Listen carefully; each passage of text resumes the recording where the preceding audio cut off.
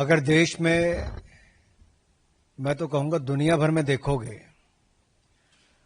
अगर 90 बार किसी के नेतृत्व में चुनाव हारने का रिकॉर्ड है तो श्रीमान राहुल गांधी जी के नेतृत्व में हारे।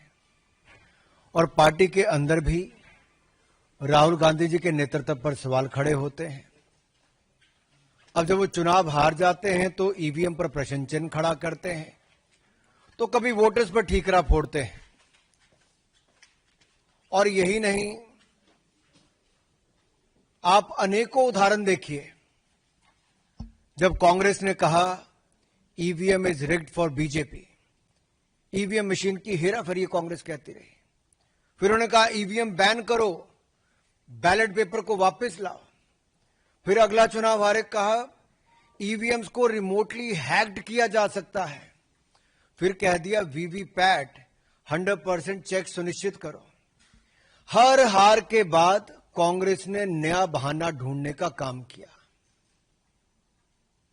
आत्मचिंतन, आत्मनिरीक्षण कांग्रेस ने नहीं किया, लेकिन आरोप ईवीएम इलेक्शन कमीशन से लेके संवैधानिक संस्थाओं पे बार बार लगाते रहे।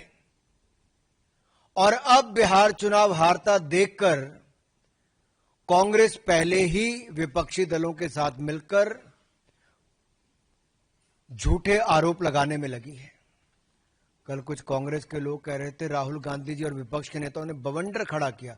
अरे भाई, बवंडर नहीं, बलंडर है। और मैं बताने वाला हूं कैसे।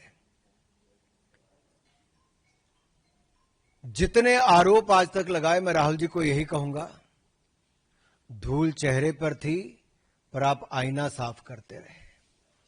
और एक एक करके इनको बताना जरूरी इसलिए भी है कि 1952 से अगर हम शुरुआत करें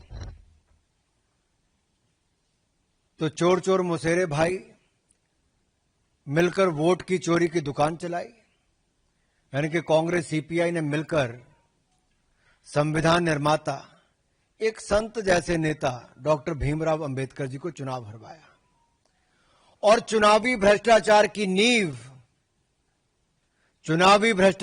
नींव कांग्रेस ने पहले चुनाव से 1952 में ही रख दी थी। डॉक्टर बाबा साहब अंबेडकर को हराने का काम किया कांग्रेस सीपीआई ने मिलकर किया।